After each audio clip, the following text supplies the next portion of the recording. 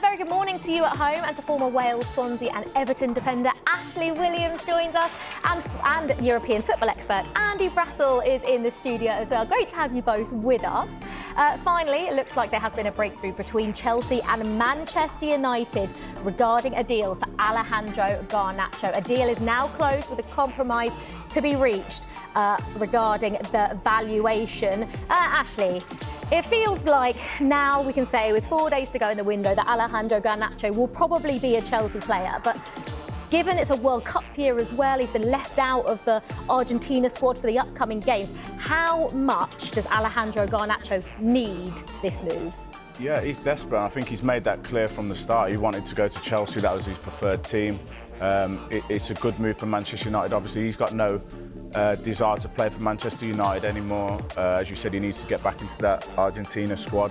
So that's where he wants to go. So if this move does go ahead and he gets into that Chelsea club, it's now down to him. I think it's time for him to start showing what he can do regularly, week in, week out. And he's got no more excuses. He can't say he's unhappy because this is exactly what he wanted.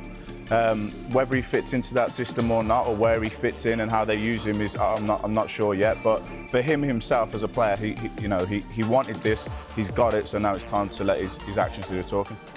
Andy, is this a risk for Chelsea in any way, given the situation Alejandro Garnacho finds himself in at United? I mean, it's less of a risk than if they'd have paid what United actually wanted, but it's still a risk, definitely, because the potential's been obvious for a while. But that we're still talking about potential, I think, is a bit of a concern, because you would have expected him to progress faster. I guess this has been a recurrent problem for Manchester United, isn't it? You've got a player. Can you make him into what he really should be? And there have been so many of those players at Manchester United who haven't turned into that player. So now the onus is on Maresca, is on his team, is on Chelsea to make him into what he should be. But they've clearly been looking for that wide player for quite a long time.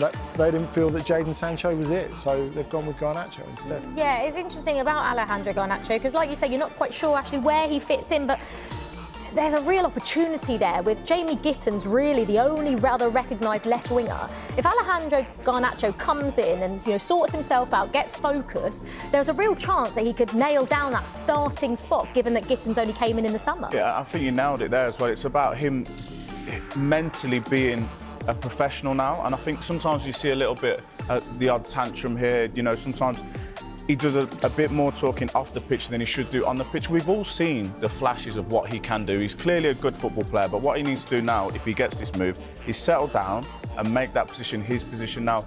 And when we was talking off camera before, that the attacking players sometimes find themselves in and out of the squad, in and out of the starting 11 quite regular. But for him, he needs to be that good at Chelsea where, because there's an opening there, he starts all the time. Every week he's the first name on the team sheet for that position. But is like we say about the risk, what happens if Alejandro Garnacho doesn't nail down a starting space and he finds himself on the bench at Chelsea? Are we then in the same position that he was in at United, or do you think it will be different? Well, maybe. Look, I think Maresca is pretty much... He demands players to give everything off the ball. And that has been, I think, one of the major problems with Garnacho. You haven't really seen... On the ball, he looks great for a lot of the time. And then when United haven't got the ball, you're like, come on, I want to see a bit more. And I can't believe that Maresca will let him get away with that. And when you look at the competition, as you say, with Jamie Gittins, someone who started last season with Dortmund brilliantly, didn't finish last season brilliantly, and again, has an enormous lot to prove. If you think of the sort of players that Chelsea have gone with in recent years, that sort of young and hungry, the competition is so intense. It's like you said, Ashley, there's not just no excuses for Garnacho, but if he doesn't give everything, it just won't happen for him. And I think on that point as well, which I'm sure we'll touch on, all Manchester United players kind of have an excuse at the minute because they've come from Manchester United and nobody's playing good. Well, now he's going to a team that are actually performing with a manager that looks like he knows how to get a tune out of his players. So if he isn't doing the work off the ball, or if his end product isn't good enough, it is now on Garnacho, not on... He can't blame anybody else. He can't blame the team or the club because the rest of the players are doing the business. Yeah, he absolutely can't. But he is young and there is still so much potential, I think, in Alejandro Garnacho. And it's a similar situation for Kobbie Mainoo, still so young with so much to give. But he could also leave Manchester United.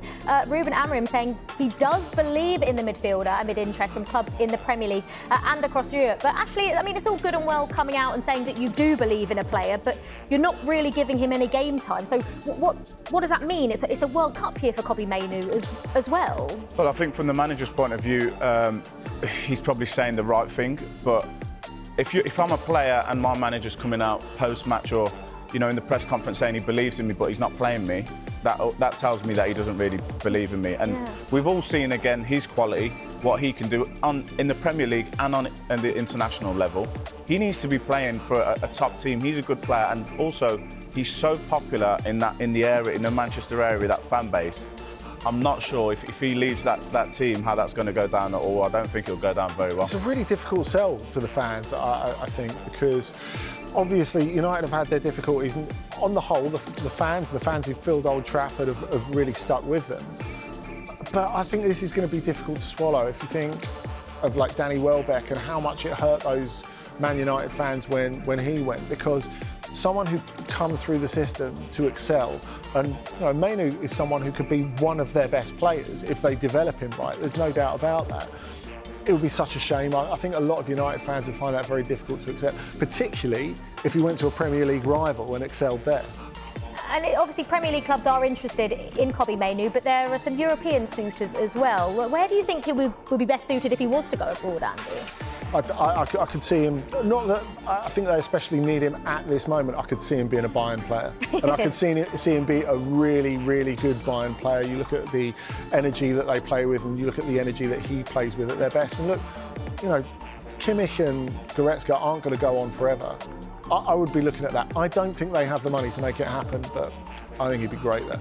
Yeah, what will happen with Kobbie Mainoo? And then what about Rasmus Hojlund as well? He's close to leaving. Napoli will hold more talks with Manchester United as they look to finalise a deal for the striker. Andy, the big question here is, though, obviously Romelu Lukaku is injured at the moment, but what happens when Romelu Lukaku gets back fit? And this is really the crux of the deal, Olivia, because Napoli would like to borrow him and have an option that becomes obligatory after he's played a certain amount of games.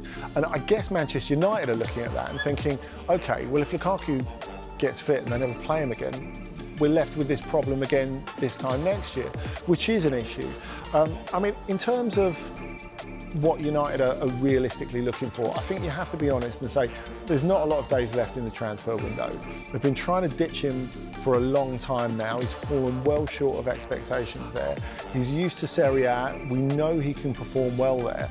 And really, all they need to do with Hojlund for the moment is reinflate his value, is to make him sellable. Now, obviously, they would like some guaranteed money, and wouldn't we all? But look, I think you have to be realistic, and if that is the only sticking point, they just have to get him back out there in the shop window, because at the moment they are lucky that Napoli are desperate. They thought they'd already sorted their transfer window. They got Kevin De Bruyne early on, they got all the other players they wanted early on, and all of a sudden they've been thrown this curveball 14 days before the start of the season, and they have to deal with it. So it's a great opportunity for United. I don't think they should be picking over the little bits, just get it done. Get it done. Well, amongst all the changes or potential changes, there was that huge shock last night, wasn't there?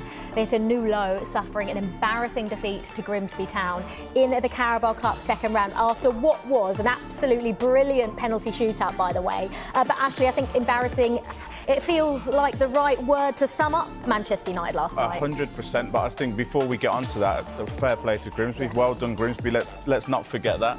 I know the storyline is Manchester United, but well done to Grimsby. The best team on the night went through. Yeah, 100%, without a shadow of a doubt, in my opinion. And it's just another thing with Manchester United. Just when you think there's nothing else you can say about them, like they come up with something like last night, and there's loads of words that you could use: embarrassing, ridiculous, just poor. The manager he comes out, he doesn't feel you any confidence at all that he's going to rectify the situation. I don't know how low it can get at Manchester United before they start to build back up again. It was just when you don't think that that's going to happen, it happens, and it's in typical recent Manchester United fashion. I suppose it's just the optics of it, really, isn't it? Because if you think about it, the Carabao Cup shouldn't be the ultimate aim for Manchester United this season. If you go back to previous generations of United teams, you think of United getting beaten in this competition 3-0 at home by York. And it's just something you get over because they're a bigger fish to fry. But I guess because it's so tense, because each match feels like Amorim auditioning still, even though he's been in charge for almost a year now.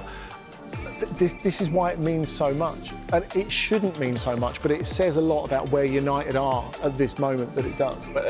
And then they know they're not going to win the league this year. There's almost zero chance of them winning the league.